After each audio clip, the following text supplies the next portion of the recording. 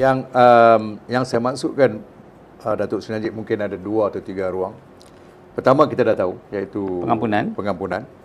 Keduanya, kita telah juga membuat satu petition kepada United Nations di Geneva di bawah satu komiti yang dikatakan Arbitrary Detention Committee di Geneva. Perkara ini telah kita masukkan bulan Januari tahun ini dan telah pun bermula prosesnya di Geneva. Komiti ini boleh mengkaji balik apa yang kita kemukakan, sungguh pun kita tulis dengan format dan bahasa yang lain. Komiti ini dianggotai oleh lebih kurang 17 orang. Tetapi tiap-tiap kali sesuatu kes itu akan dikaji lebih kurang 5 orang.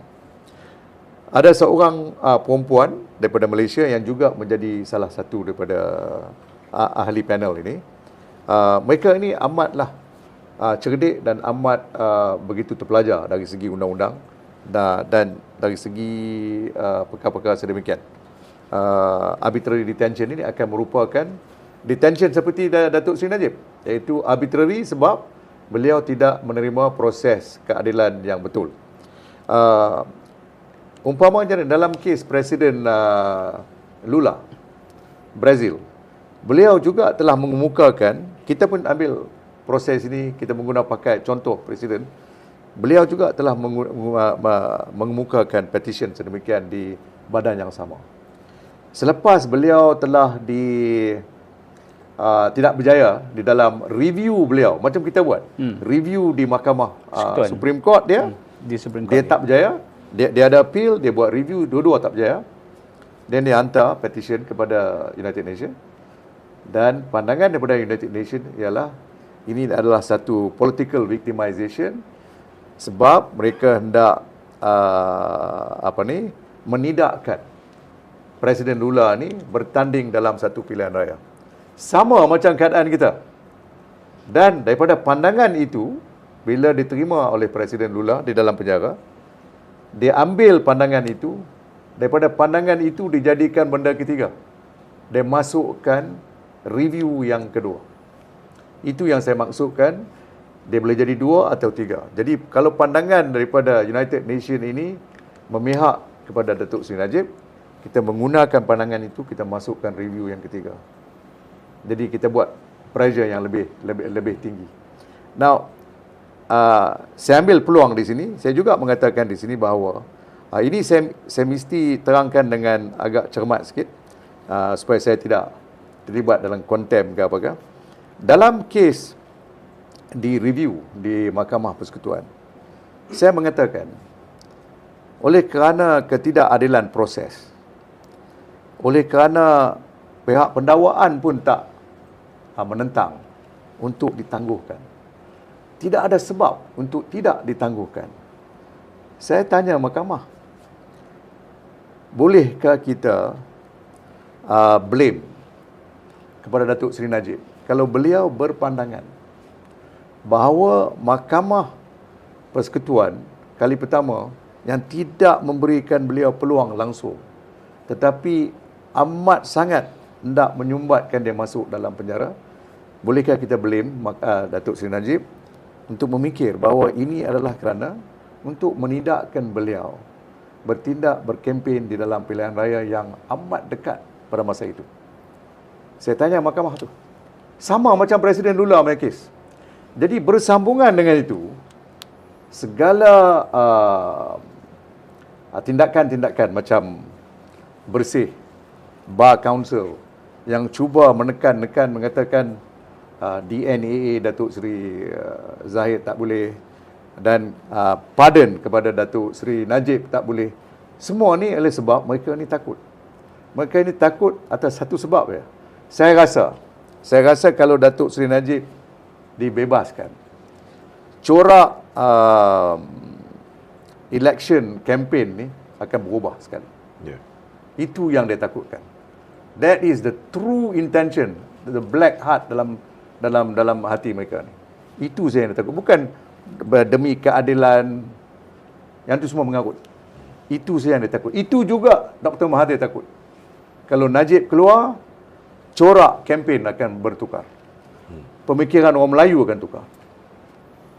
Baik, supaya kita semua lebih mempunyai kefahaman,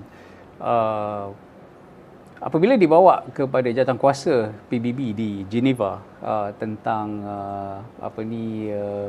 petition yang boleh dihantar ke Geneva itu, apakah keputusan jawatankuasa itu mempunyai kesan kuat kuasa ke atas mana-mana mahkamah di Malaysia? Okey.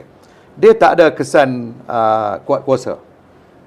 Ini bererti dia tak boleh enforce. Not mandatory. Tetapi saudara masih lagi ingat masa lampau kita ada Privy Council. Yep. Ya, mahkamah yang paling tinggi tapi menetap di England. Mahkamah tersebut, Privy Council juga bertindak dengan memberi advisory. Tapi tak pernah mana-mana negara pun menerima advisory judgement sedemikian, tidak mengikutnya. Kita adalah ahli kepada United Nations. Kita juga telah sign, ambil Universal Declaration of Human Rights yang juga timbul daripada United Nations. Jadi kalau United Nations buat pandangan sedemikian, seperti di Brazil, saya rasa dalam sistem kehakiman beliau, kalau kita banding dengan sistem kita jauh lebih baik. Kita lebih baik. Sistem mereka menerima pandangan daripada United Nations dan melepaskan Presiden Lula. Tuan Sri, saya nak tanya satu Yes. sebelum kita tutup. Dulu kita tahu ada laporan yang dibuat, siasatan dah dibuat oleh pihak SPRM terhadap Hakim Nazlan. Ya. Berhubung dengan pelanggaran Kod Tata Etika Hakim 2008. Tapi tidak ada sebarang tindakan tata tertib ke atas Hakim Nazlan. Begitu juga ada juga pelanggaran Akta Suruhanjaya SPRM yang telah dibuat oleh Hakim Nazlan juga. Tetapi tidak ada proses pendakwaan. Mungkin sekarang ni keadaan sudah berubah. Kita sudah ada peguam negara baru yang tidak ada political inclination, yang lebih bebas dan sebagainya. Ada tak kemungkinan sekiranya sebarang pendakwaan ataupun tindakan disiplin diambil ke atas Hakim Nazlan, kes Datuk Seri Najib yang telah dibicarakan di Mahkamah Tinggi itu, ada tak kemungkinan dianggap sebagai null and void dan perlu dibicarakan di hadapan seorang hakim yang adil? Kalau peguam negara yang baru ni Ya. mengambil kira segala siasatan yang dibuat oleh MACC, cadangan MACC, dan kalau beliau berfikir bahawa ada satu kes terhadap Hakim Nazlan dan tindakan diambil, ini akan memudaratkan Hakim Nazlan sendiri. Tetapi dari segi memudaratkan Hakim Nazlan, ia juga akan menguntungkan Datuk Seri Najib untuk satu tindakan review dapat dibuat. Kita boleh buat proses review. Maknanya akan boleh diambil semakan kehakiman kedua. Kehakiman kedua.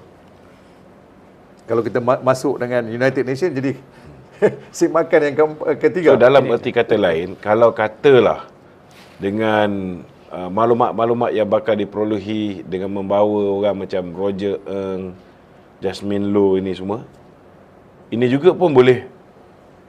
Yes. Ya, boleh membawa kepada semakan kedua. Ya. Itu sebabnya seperti yang saya katakan tadi, Jasmine Low tidak akan dipanggil. Saya telah pun diberitahu oleh pendakwa raya. Tidak akan dipanggil oleh peguam negara yang lama. Yes, sekarang. Sekarang. Tidak akan dipanggil oleh pendakwa raya sekarang dalam kes 1MDB. I see. Sebab memang pendakwa raya sekarang. Bukan peguam negara sekarang. Tak, pendakwa raya sekarang. Okay. Tapi saya rasa dia berdasarkan kepada opinion pendakwa raya sekarang lah. Jadi amat jelas lah. Kalau dia orang tak mau panggil Jasmine Low, Jasmine Low akan menguntungkan kita. Oleh sebab itu dia tak panggil. Baik, tuan-tuan dan puan-puan, itu tadi perbincangan kita agak panjang lebar sikit pada malam ni berkaitan dengan sinar keadilan untuk Datuk Seri Najib. Bukan segala-galanya telah pun tertutup pintu. Dia masih lagi boleh diketuk, masih lagi boleh diusahakan, dan menjadi tanggungjawab kita untuk terus kami di media perpaduan dan juga UMNO akan terus memberi pencerahan dan memberi edukasi kepada semua tentang apa yang berlaku dan peluang-peluang yang ada pada Datuk Seri Najib. Dan kalau kita petik tuan-tuan dan puan-puan boleh semak wawancara wartawan di luar negara bersama dengan PMX apabila disentuh tentang Tim Lesnar. Keutamaan PMX ialah mencari jalan bagaimana Goldman Sachs perlu dipertanggungjawabkan dan perkara utama ialah membawa balik semua duit-duit yang telah dicuri dan dibawa keluar itu balik ke dalam Malaysia. Walaupun keputusan Peguam Negara pada ketika ini, keputusan pendakwa raya tidak mahu memanggil Jasmine Lu ataupun Roger Ng ataupun siapa juga. Tetapi kalau boleh dibuktikan bahawa dengan memanggil orang-orang yang bersubahat yang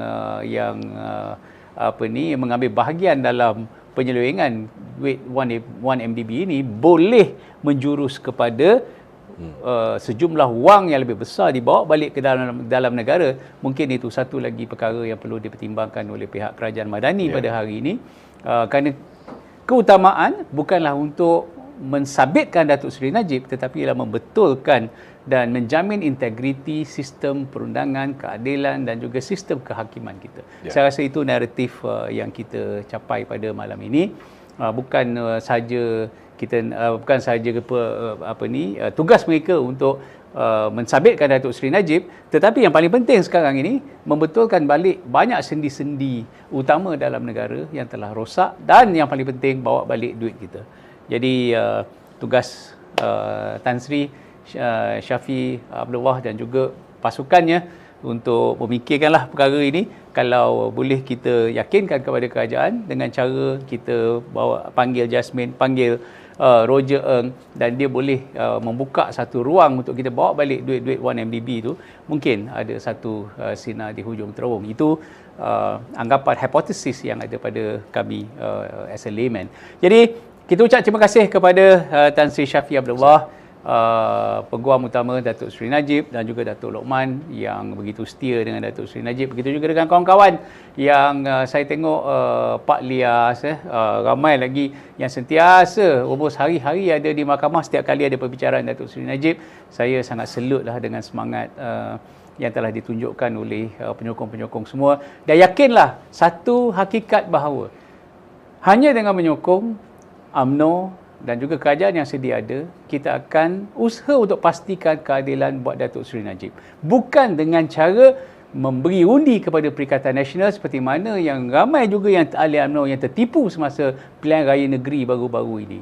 Jadi itu hakikatnya yang pahit untuk ditelan, tetapi dijadikan sebagai satu pengajaran buat kita, dan kita tahu, kita akan ingat 2-3 personality yang menggunakan kes Datuk Seri Najib membawa ahli UMNO untuk menyokong Perikatan Nasional. Itu tidak akan kita lupakan dalam lipatan sejarah. Sekian daripada kami yang bersiaran langsung daripada Menara Datuk On.